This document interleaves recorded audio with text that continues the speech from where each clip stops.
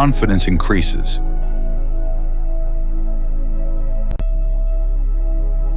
These roars declare not possession of territory, but availability. And their urine leaves a distinctive odor, a calling card full of seductive information. They've timed their arrival perfectly. All across the valley, water holes are drying, forcing herds of buffalo to congregate and head for the river. At this time of year, buffalo are the #1 prey for lions. Their arrival means lions from miles around will be closing in. At the eastern edge of the territory, Chief continues his boundary patrol. His battles have left him wounded and weary.